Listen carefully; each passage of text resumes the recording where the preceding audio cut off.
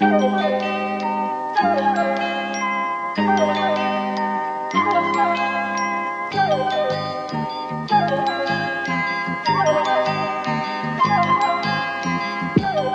many ways, you know, she was my lodestar, and growing up in suburban Southeast London in the 90s, her music really gave me permission to be weird.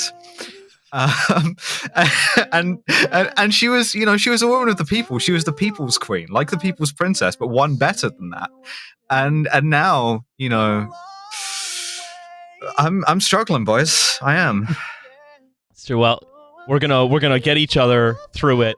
Yeah, as we've all lost the magic blood grandma. Yeah, we have. And her special blood. Yeah. Yeah, it's pushed the like human instrumentality madness button for everyone over a certain age in this country, which is fun. Hello, it's TF coming to you live from the Situation Room. We're all wearing black. Live from Balmoral. We're all wearing black. We're all wearing black. Like on the BBC, they wear like black ties, whereas Riley's made us all wear like Berghain black stuff. So like we're all in like turtlenecks and like weird boots. I'm wearing a black tie, but it is made of PVC. I've been weeping openly for the last 12 to 14 hours. And the funniest thing about this, and I'm going to let you look behind the curtain here. Normally Riley pulls back the curtain, but I'm going to pull back the curtain. You'll find this out later on. Oh, she's there. But we record. It's called The Prestige. We recorded an episode, pre-recorded an episode that was originally going to come out in 2 weeks' time, where we were like, the first 2 weeks of Liz Truss's prime ministership, nothing's happened. Yeah. Interesting, all of the news, and then the fucking Queen dies. Specifically to spite, I imagine, us and maybe also Liz Truss. Yes, yeah. Well, Liz Truss did kill her, is the thing. Lifelong Republican. She did what Guy Fawkes could not. Yeah, she was lucky once. She just incredible patience to wait until you assume like the great office of state, and then at that moment to seize your chance and strike and kill a 96-year-old woman stone dead. Yeah, it could only. I mean, look, 96-year-olds don't just die. No, of course not. Absolutely not. She looked so youthful. I mean, there is another possibility here, which is that the Queen was like sticking it out long enough consciously to meet Liz Truss and then died to embarrass her, which is also very funny. Yes. You imagine being Boris Johnson right now, right? Oh. What you have done is you have missed by 2 days, like having to deal with an energy crisis that you kind of helped foment, and then also dealing with the Queen dying. Yeah. And you missed it by a whisper, and now you know what he has already arranged is £2 million in speaking fees with JP Morgan. He's like the luckiest guy, like. In like this country, he is the luckiest. That's true. And the thing is, though, we have lost out here because we so nearly, by a matter of years, nearly had a case where we had a state funeral of the longest living monarch in anyone's memory, presided over by Boris Johnson and with guest of honor Donald Trump. We nearly had that.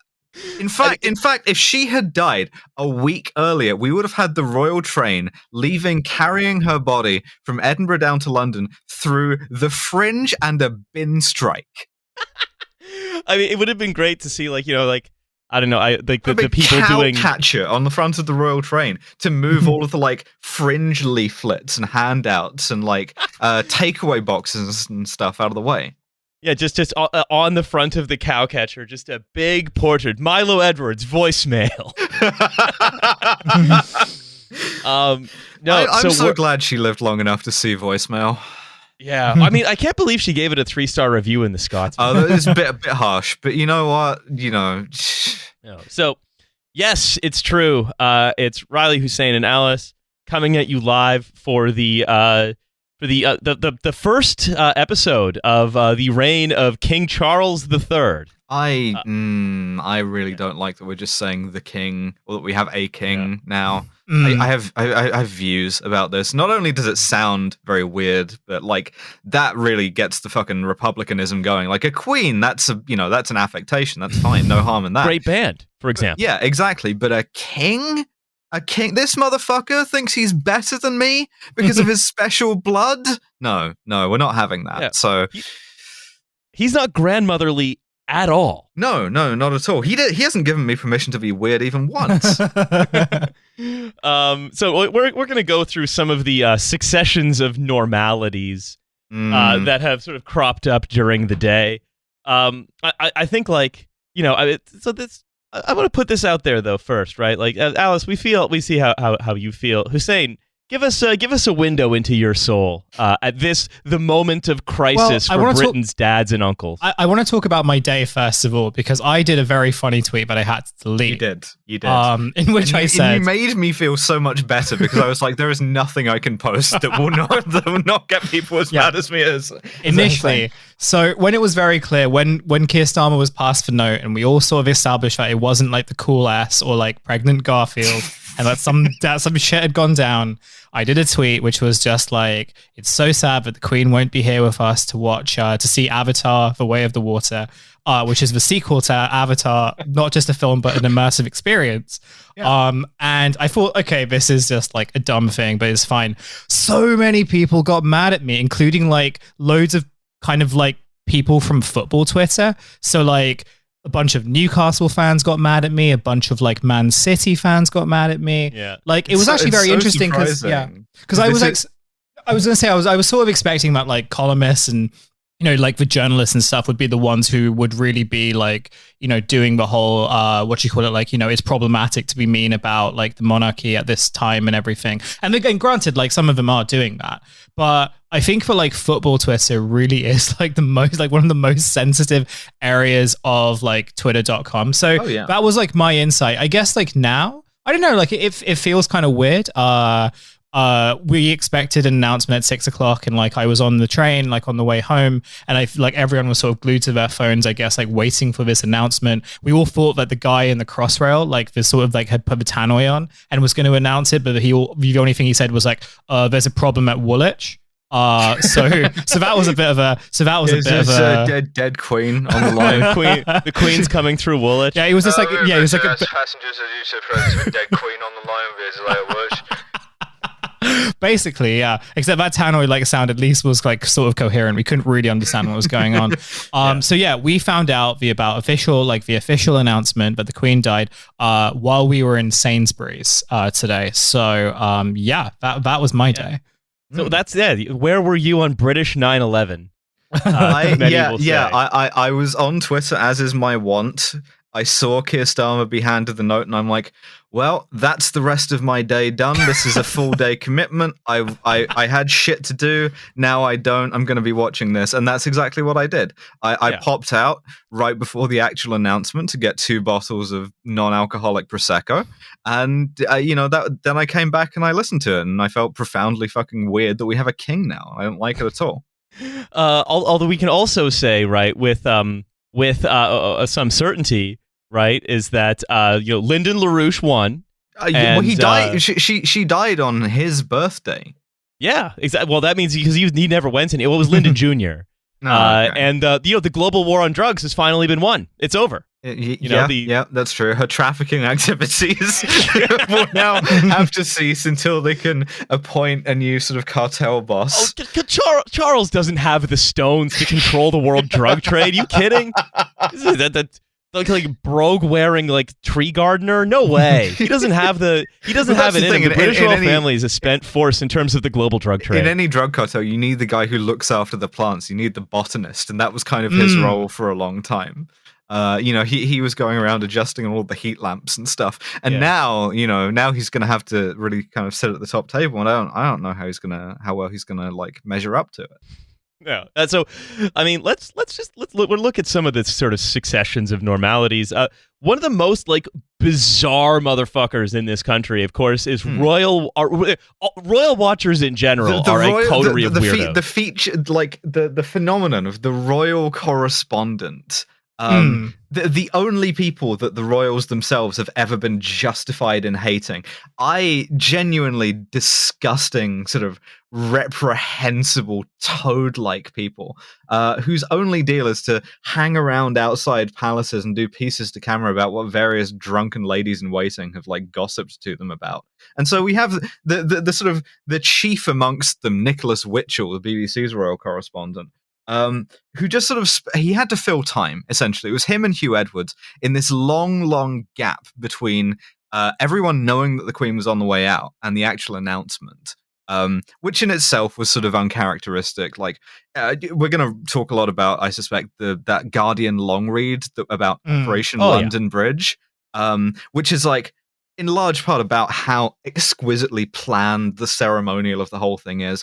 But instead of exquisitely planned, what we got was Hugh Edwards being sort of like laced into, being like knotted into a black tie, shoved in front of the camera, and having the voice in his ear go, just fucking fill time for however long it takes. Save a line, Hugh, save a line. They must have pulled him out of that room like barely conscious after fucking 5-6 hours of, well, she is an institution, and saying the same 4 sentences. And Nicholas Witchell was there with him the whole time, just cheerily speculating like, oh, well, she does probably have like a diseases that haven't existed since the 18th century. She does have gout. She does have like blacksmith's elbow, certainly. Bad case of Fletcher's lobe, all of these things.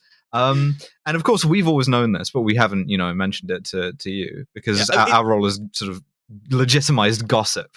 Well, it's the British, the royal correspondence. It's the same sort of like omerta that governs the rest of the British media, which is we're the keepers of knowledge that we kind of know when we're allowed to release, but about like just moronic trivia. Yeah, but the thing is, in any other thing, in any other facet of public life, there is some mutual affection. Like, take for example your defense policy, right? Like people in the Ministry of Defense, people in the intelligence services, right? They like defense correspondents. They like Gordon Carrera. They like I forget the other one, Frank Gardner.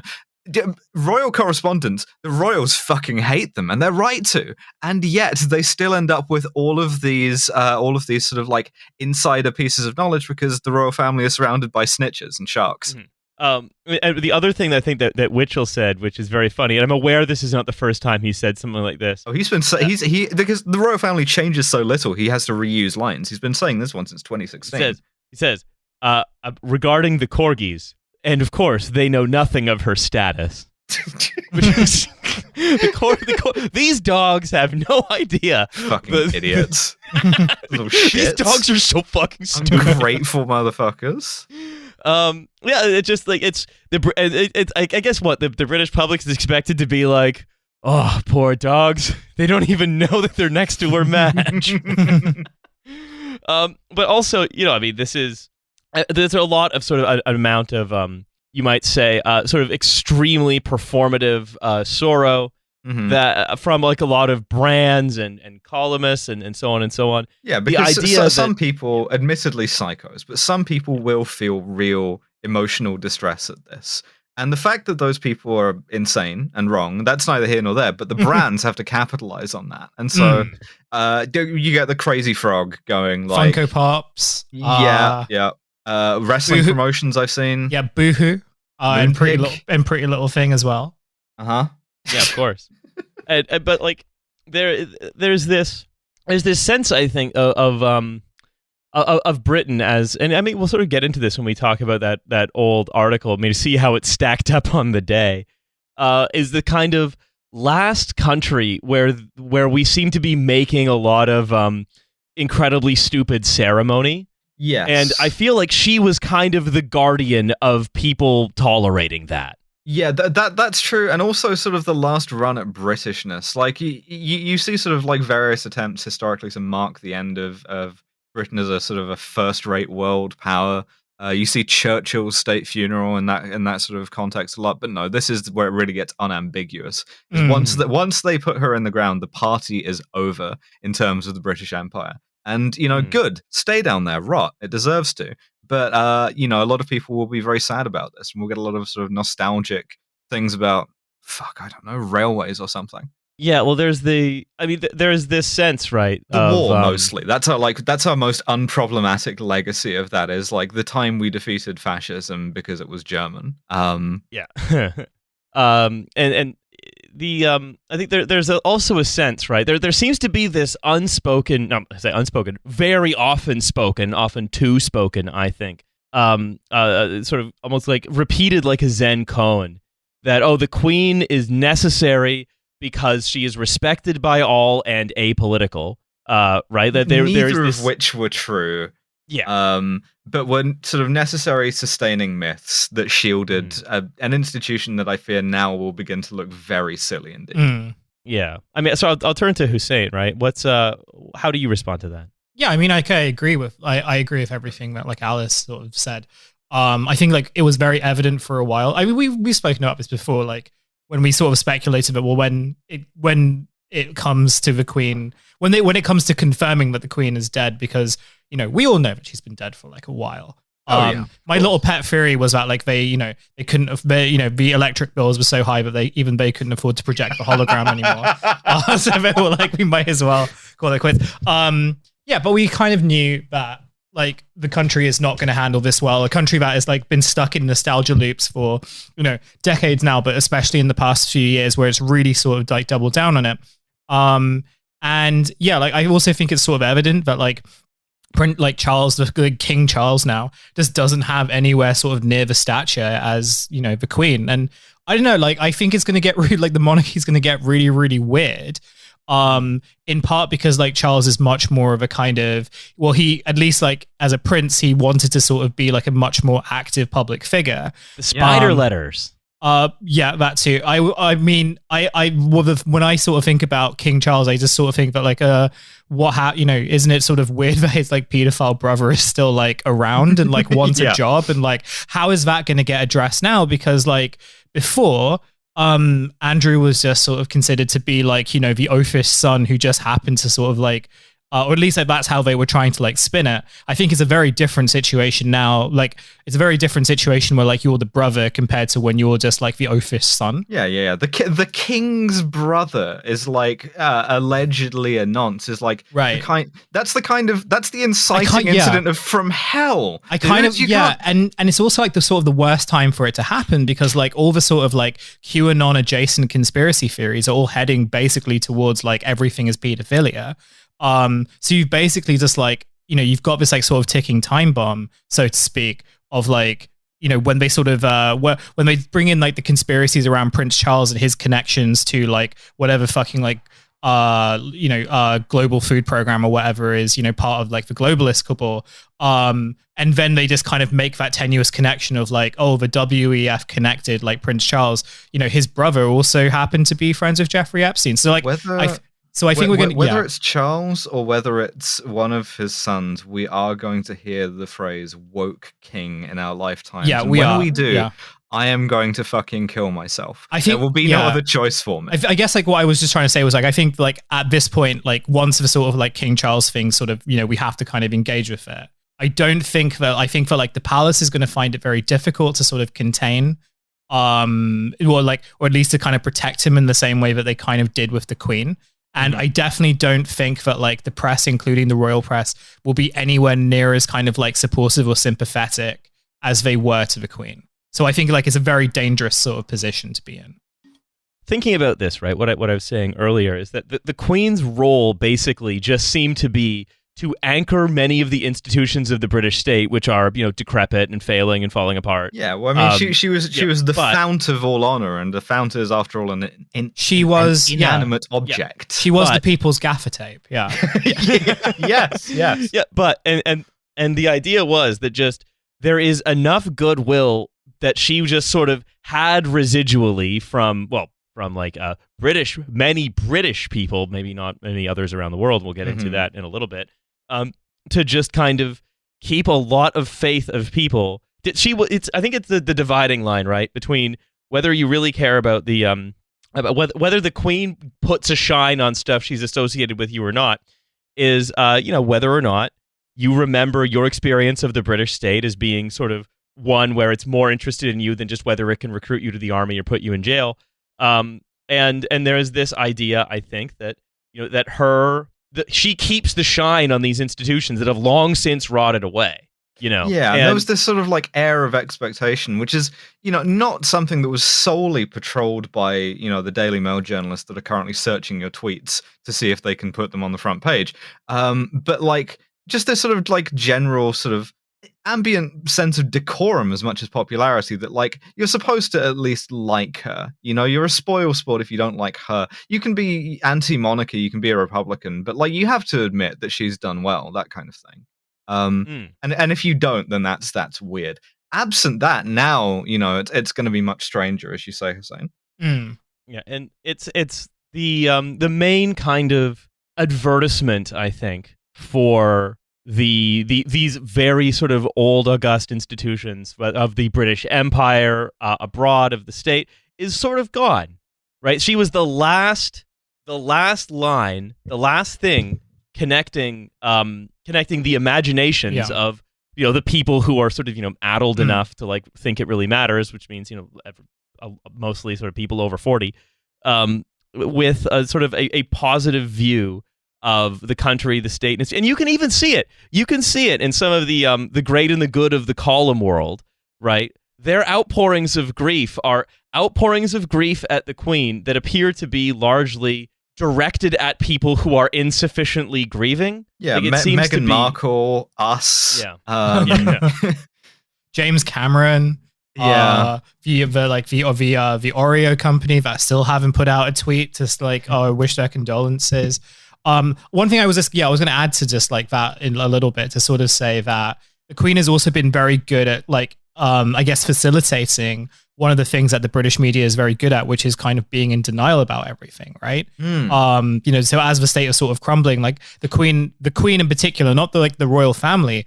In fact, like I think a better example of this is also just during the Prince Andrew stuff as well, where like there was this real desperation to kind of like separate like the Queen and like the royals and stuff from, the actual kind of royal family. So they were kind of, all that stuff, you remember about too, where it's like, oh, the Queen was so distressed about like Andrew and like so stressed out about her, and like, the same stuff that happens with like Harry and Meghan and everything. There was like a real concerted effort to basically like insulate her, because I think she was so useful in that like project to just sort of be in denial about like basic, the decline of the nation, right?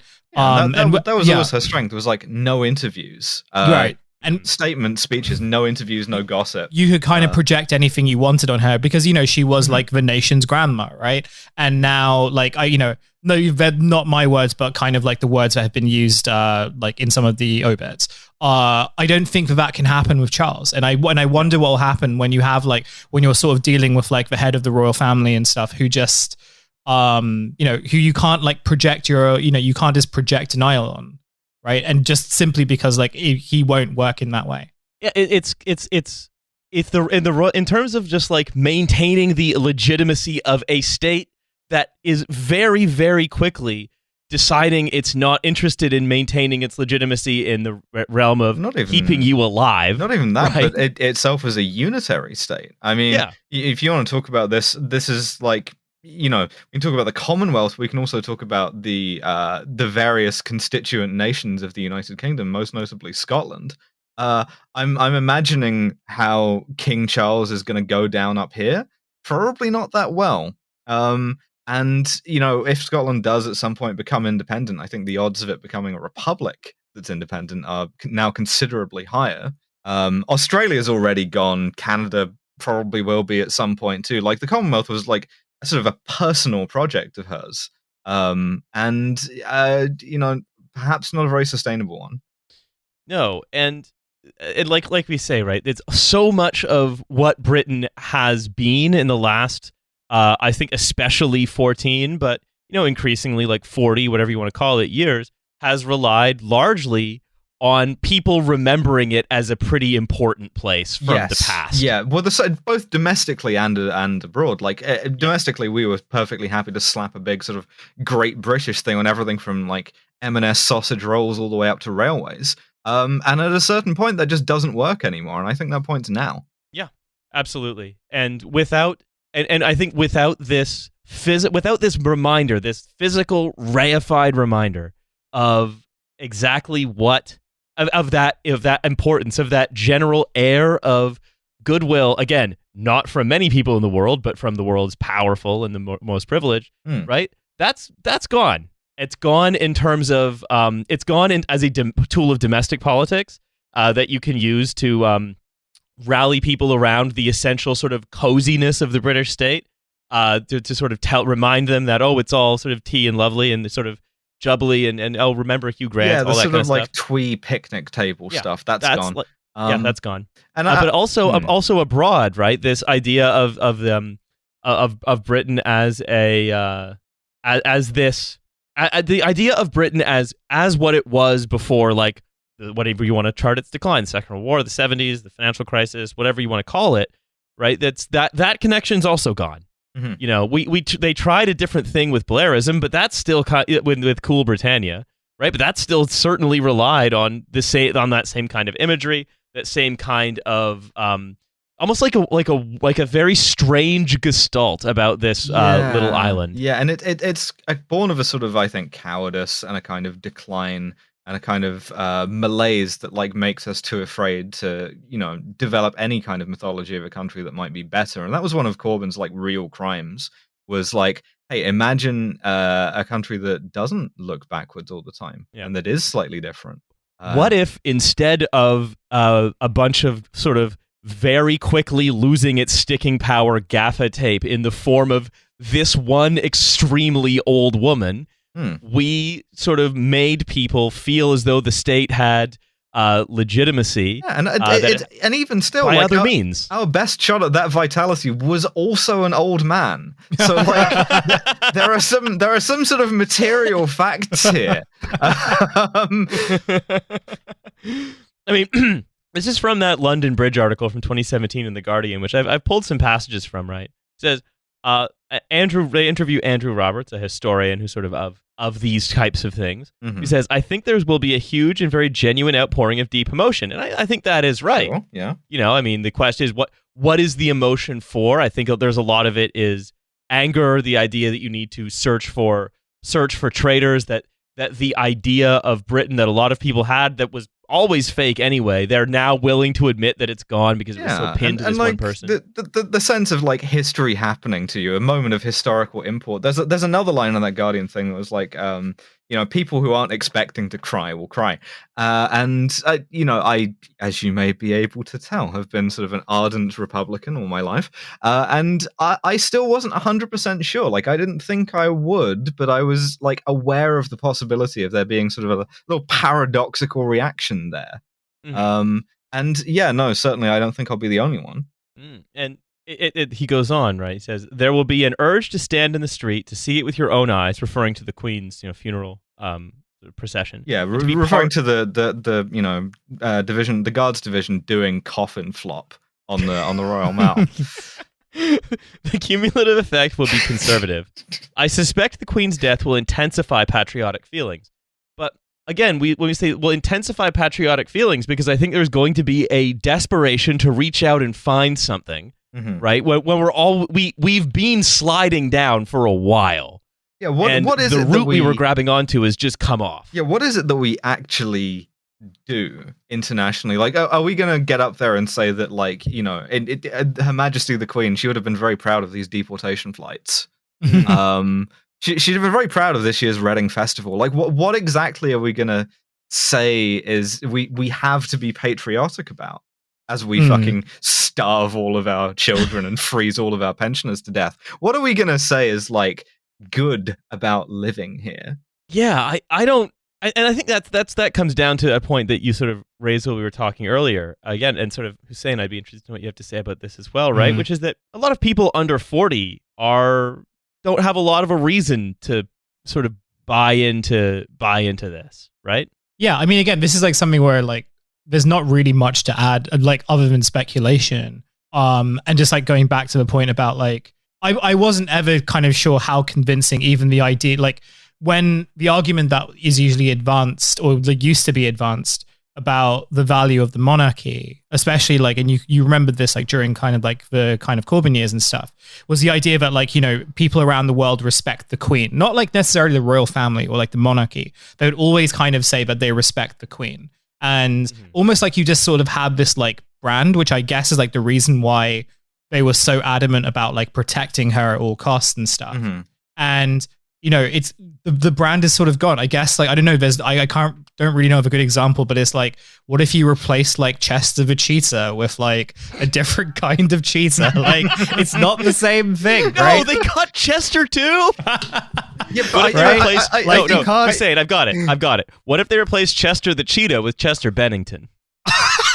What then? Oh, that's horrible. No, that's horrible. Anyway, There is going to be such a stark generational divide, though, I think. Yeah, well, I just like, I don't know, there's not really kind of, there's no real sort of like appealing qualities about like Prince like or King Charles. And I just don't see like, I don't see how any kind of like marketing or like PR could really sort of like elevate him to the standard where like you are kind of willing to like kind of hone in on him and sort of ignore the rest of like this insane dysfunctional family, which then kind of brings me to the thing about, well, I wonder whether like this, you know, I number one, I wonder whether like the royal family sort of recognize this as a problem.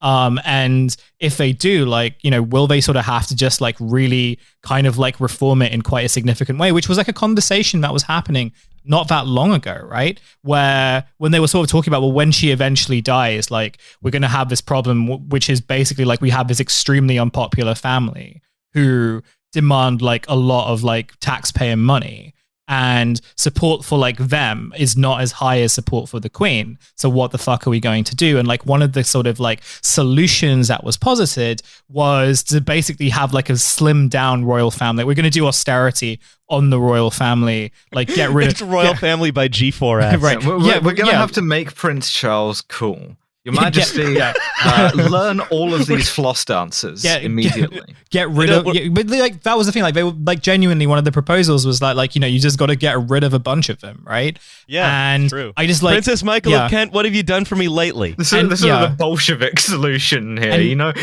guiding Princess Eugenie towards the fucking Ipatieff house, you know, and like in the sort of like classic British, like in the classic British way, you know, they just like kicked the can down the road, right? Because they were like, well, you know, she's going to live for like, you know, another decade, so we don't have to like worry too much about it. Prince Charles having to go to his cool lessons and be like, one is a kung fu hippie from Gangster City. Doesn't barely looks like an ass at all. It's more than 8. I think I imagine that like probably what's going to happen is that they're going to try like do marketing for like William and Kate, and like it might Prince Charles getting up and being like, I'm going to now regale the British with my favorite joke. You see, there are 2 kinds of black people. Oh no! Day 1 says the word. Yeah, 100%. Yeah, I think like I don't know. That would be like in some ways that would sort of be like a good solution to doing like cool king shit, which is basically like, sort of like being being like a Trump kind of guy. But like again, we've gone through this so many times. You sort of like you can't really be taught how to be a Trump kind of guy. It's either you either have it or you don't. And by all sort of estimations, it's very clear that he doesn't. So I don't know. Like my kind of like sauce at all. Every time I sort of like think about this, I'm just like, well, short of like somehow doing a massive PR operation to make William and Kate really endearing, which like they have tried before and it hasn't really worked very well. Alarmingly bald husband. just like real like absolute fucking like just cold-blooded people. Yeah, like right? Not charming. And I can just imagine that like they are like, well, if they're not having one now, they'll definitely have one soon. Like this is a real existential crisis because like so much, as we've mentioned on this episode and like previous ones, so much of like the royal family soft power was really rooted in this one woman who I imagine lots of them just really did their best to kind of like make sure that make sure that she didn't die up until she literally had to, which ironically was when she met Liz Truss. She just couldn't take it any longer after that. You know? She saw her wearing her day collar to the fucking reception. She was like, well, that's it for me. Yeah. That's it. Yeah, she was like, well, see you, space I guess cowboy. I finally got to meet Liz Truss. Well, that's everything I wanted the to dream do. of any monarch. Yeah. Yeah. And also, like, we gotta think, like let's think back a little bit to empire itself, right? You know, when the Queen was ruling in the way that she's remembered for ruling well, right? Because she is supposed to be this connection of Britain to the past when it was important, and is this sort of by her aura provided this sort of psychic sheen, some kind of gestalt, right? Where, you know, in 1952, she would make a speech from the throne saying, in Malaya, this is from Hansard, by the way, in Malaya, my forces in the civil administration are carrying out a difficult task with patience and determination. In spite of great loss and suffering, all communities are playing an ever more active part in the defense of freedom. And, you know, this was, and of course, the what we're harmless talking political figurehead stuff. You know, don't the fact that she was looped in on everything. Yeah.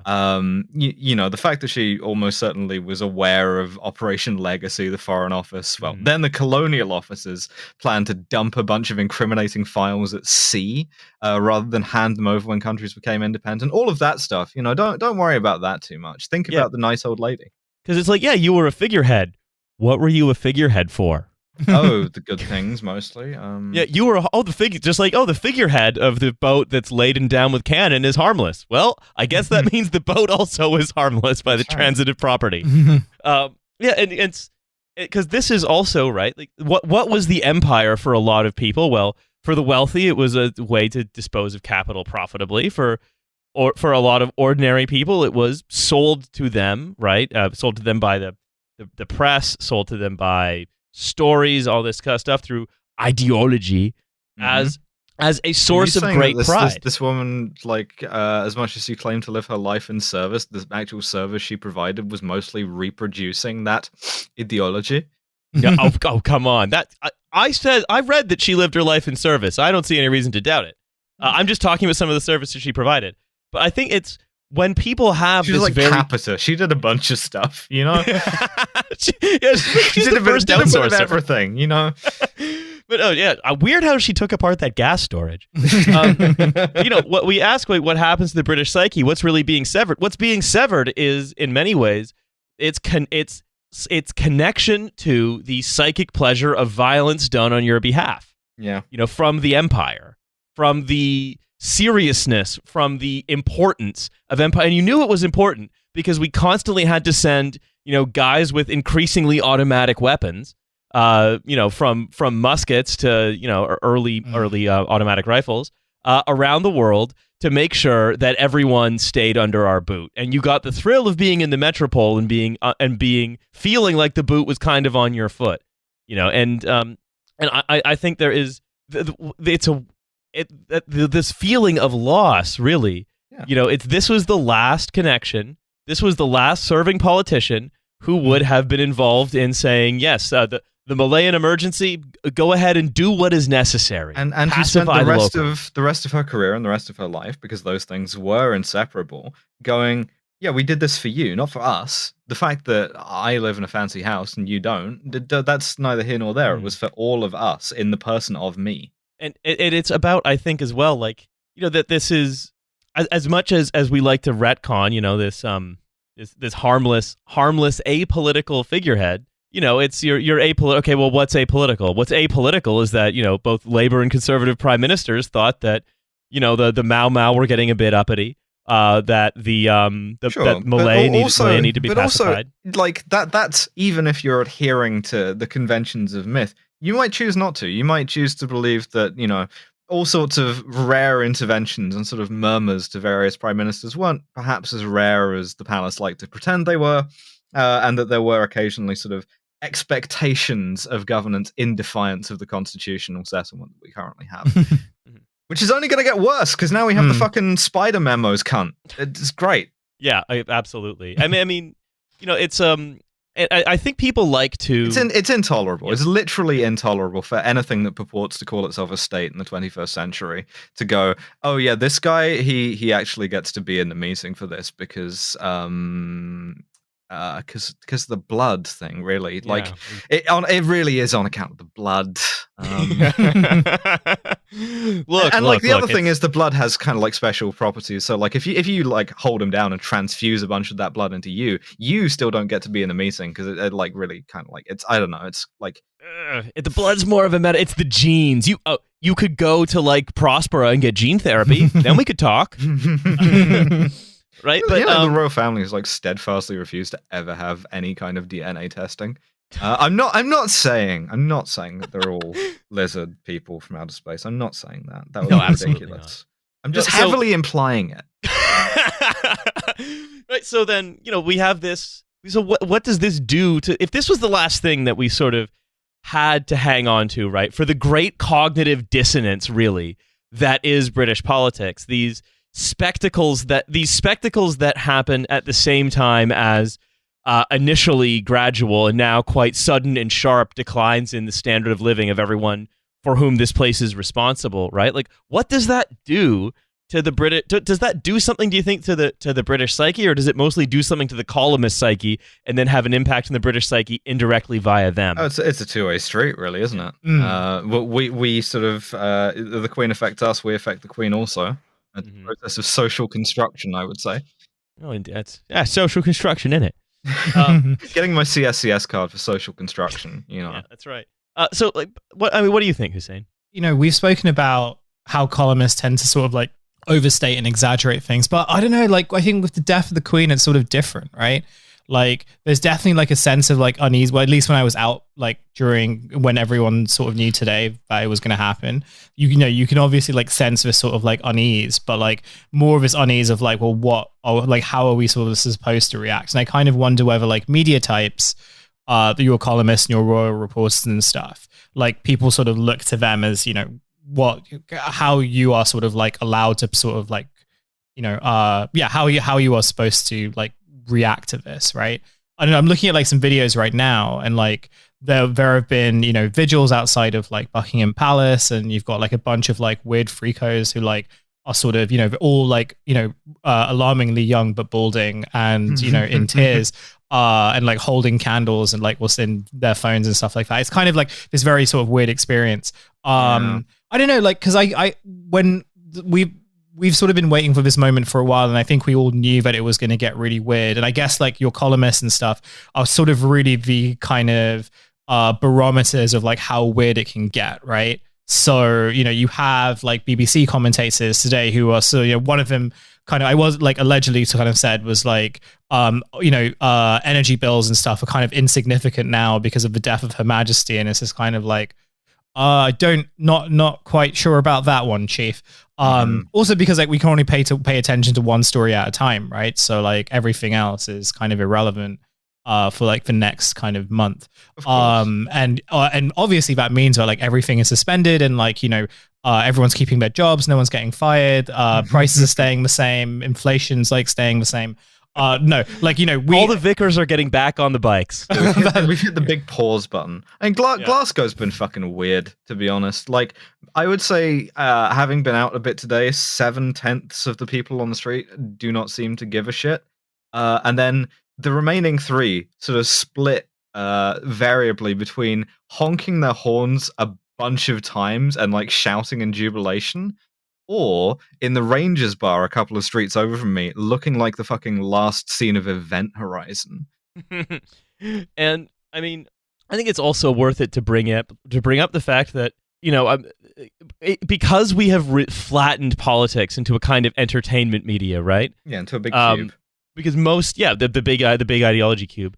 Most people's engagement is primarily by consuming entertainment and choosing which entertainment they consume. And at the moment, right, the entertainment this applies to you, the listener, also. Legally speaking, no, it doesn't. Listening to the show is actually politics. Yeah, it's value neutral.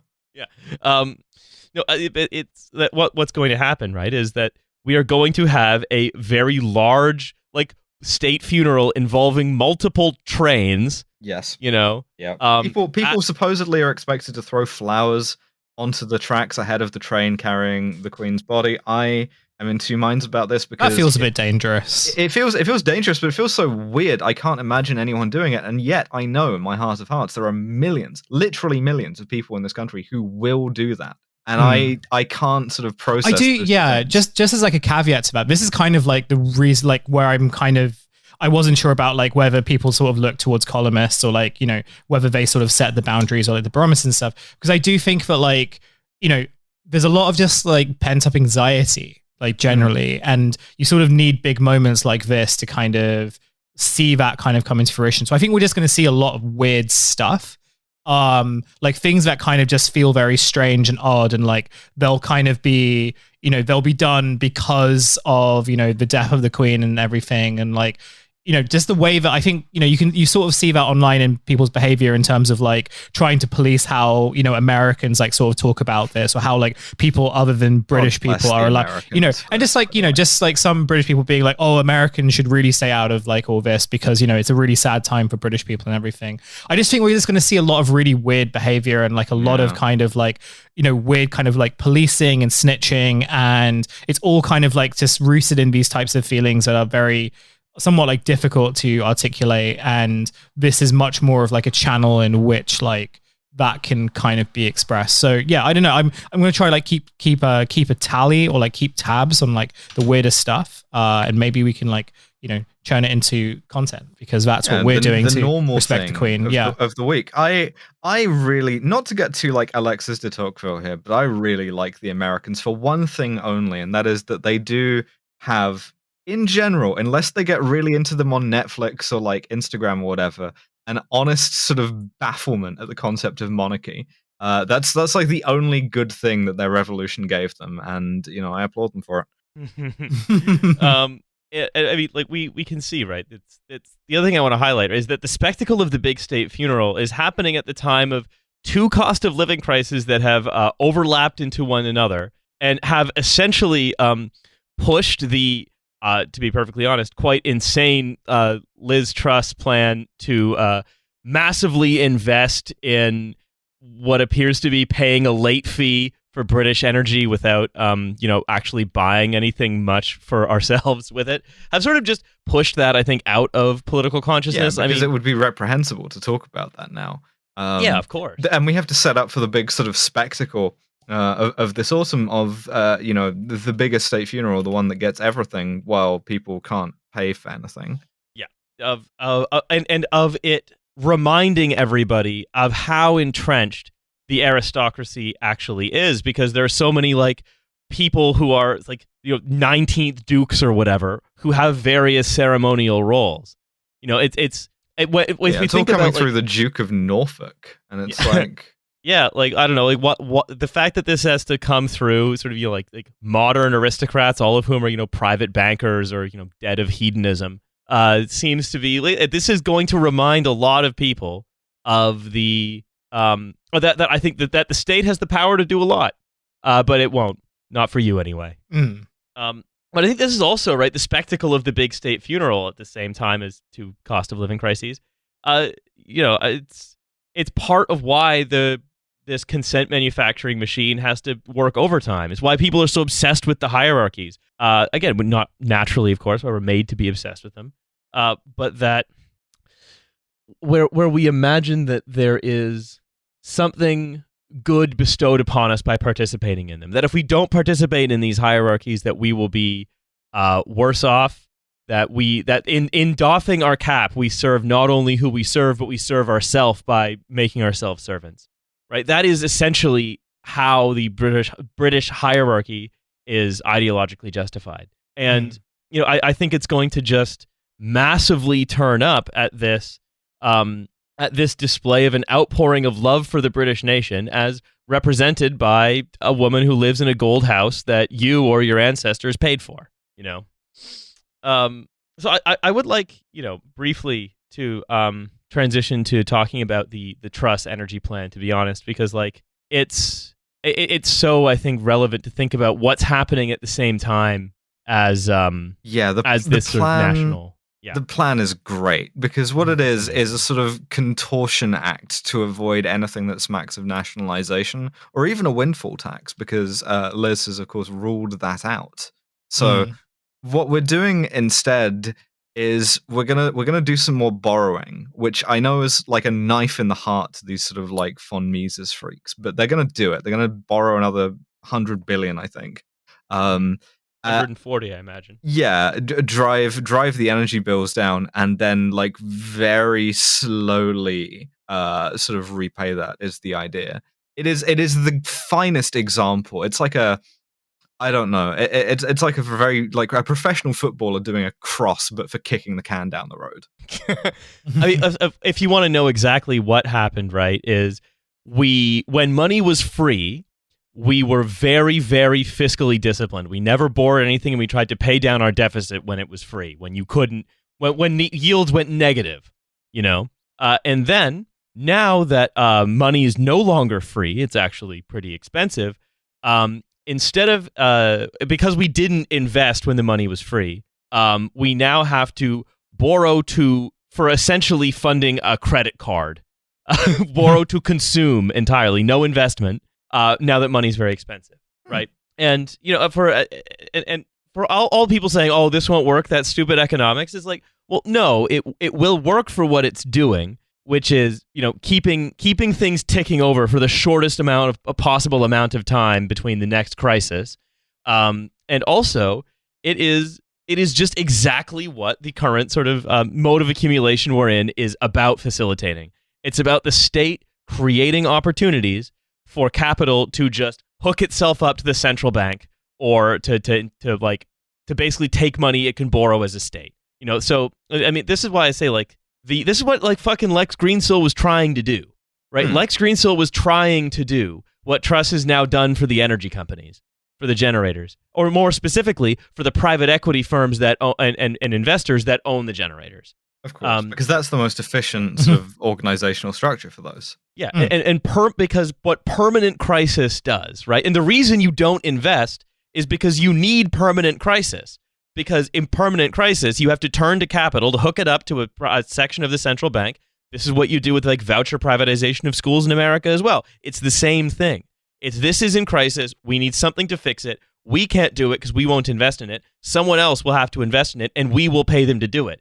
It means you hook yourself up to the big money printing machine, and you get what is essentially conservative MMT, right? Where you can print, borrow, or QE yourself out of any crisis.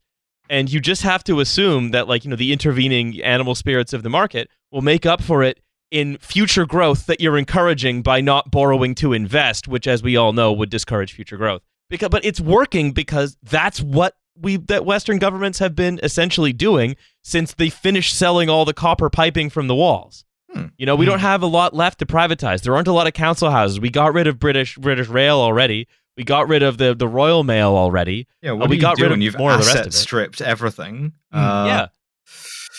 Vibes? Yeah. All we have left is the ability to create currency.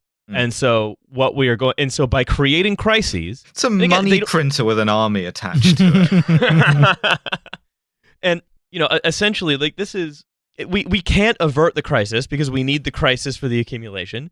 And it's not even that they go into work saying, well, time to cause a crisis. No, it's because all of these things, right? It is a totally coherent ideological picture of the world to think that you cannot invest in anything because it will deter growth, and that when the inevitable crisis of underinvestment comes, because that's essentially what this was, a crisis of underinvestment, you can then do the one last thing the state can do to fix the crisis. And you will believe, and you can do that believing the whole way through that what you are doing is essentially efficient, right? This does not require anyone to be a sort of secret bad actor, And it's, if you want to think of one of the best examples of this mode of accumulation is Iraq, right? Iraq, we weren't really there for we weren't really there to take over their land or anything. They had resources, sure, they had oil, but America very shortly after became a net oil exporter for a while. Really, what we were doing in Iraq was we were creating opportunities for government contractors to go get money out of the central bank. We were helping out. Yeah, we were helping our homies doing business, and it's rare. It's rare that you find loyal homies these days. So I don't know. I support that. It's true. Yeah.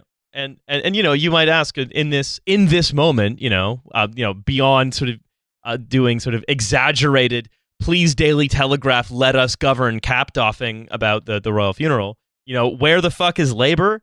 Because they were essentially apparently Starmer was in tears, so cool. We're just going to be That's doing so that. Good. That's definitely going to convince the Daily Mail not to call him like a Britain-hating traitor. He wanted to do the speech where he would say, "She was the people's gilf." I'm not very good at doing the accent. I'm sorry, but yeah, Milo's on holiday. Sorry, everyone. Yeah, I mean the thing is, Keir Starmer. It's been literally hours, and he has yet to change his Twitter profile name from QC to KC, which means he is a traitor, and a Republican and a degenerate. He now QC now refers to he's a QC, but for Ramona Didulo, the QAnon Queen of Canada. Oh, of course. he's now a counsel of her. Where was Labour? They were saying, bills have to be frozen at this level, and it's like, of course they were going to be fucking frozen. You're not. The whole point of the Tory government is to do just enough to avoid total social collapse, right? So that you can still get everyone profiting from it. That's basically that's like one nation Toryism of like, well, let's see how many of the kerplunk sticks we can take out. But of course they were going to do something. And to say, great, it's good that they are capping bills. That's going to stop a lot of people from fucking dying. Like pulling teeth, another thing that you also cannot get done in this country on the NHS. But also the fact that it was done, and again, don't even get stuff like financing through borrowing. Sure, finance shit through borrowing, but the fact that there is that borrowing is for pure consumption and not any kind of investment. And you say, oh, well, the UK it's a net gas importer, can't control the energy price. We can control some of the fucking energy. We can certainly control some of it. No, Riley. A state can control those things. A money printer cannot control those things. Well, I guess we're not a state anymore because we've lost like the main thing that sort of held it all together. Yeah, we're not even a kingdom for the moment. We're just a united something. Yeah, we're not united. If you want to hear this, like this is from an analyst note from Deutsche Bank on gilts just now. On gilts? Gilts. British government debt. And then quoting from the note here, a balance of payments funding crisis may sound extreme, but is not unprecedented or unexpected. A combination of aggressive fiscal spending, a severe energy shock, and a slide in sterling ultimately resulted in the UK having to recourse to an IMF loan in the mid-1970s. So, and they may make us even less of a money printer with it. They're going to take off like one of the colors from the money printer. Yeah, instead of money printer go brr, we got money printer go.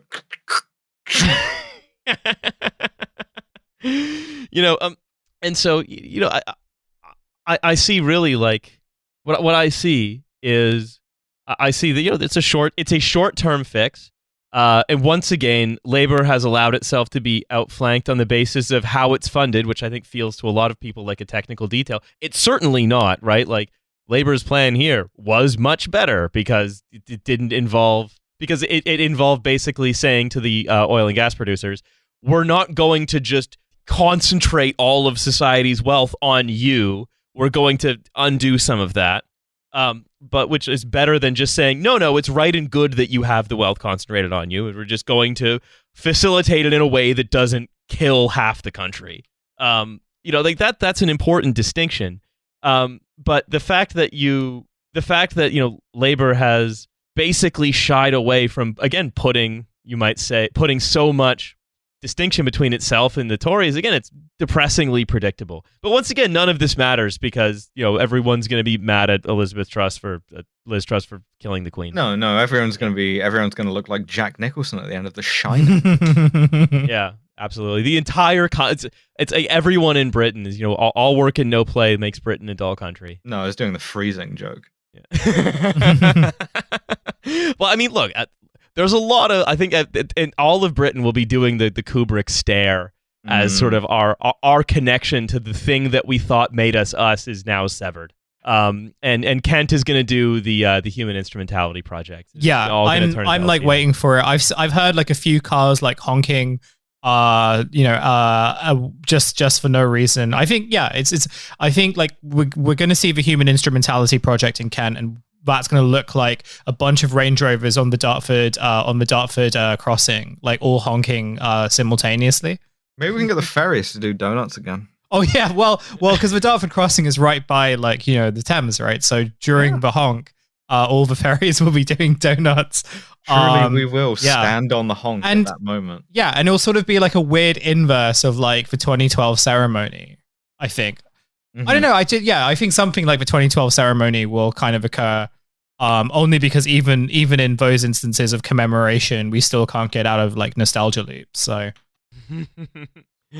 anyway, I think that's probably about time for us to call it. Yeah. Nailing down my prediction: Guards Division coffin flop. Watch for it. It's gonna happen.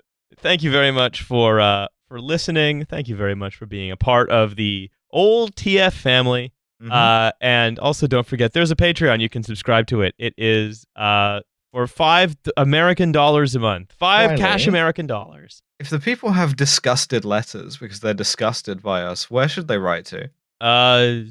Probably write to... So it's kier.starmer@parliament.gov.uk. Yeah, he tells us what to... People say nobody tells us what to write. He tells us what to say. Everything we say, he has told us specifically. He writes all of them. It may sound sort of, loosely improvised around notes. He writes every episode. Oh, he's a real stickler for it, yeah. Including the Julia Fox stuff from a few months ago. He was like... I thought it was weird how he puts the, Julie Burchill voice directions in, square brackets, too. He's, very, very precise about this stuff. Yeah, absolutely. Anyway, we will see you on the bonus episode in a few days. Bye, everyone. Bye. Bye.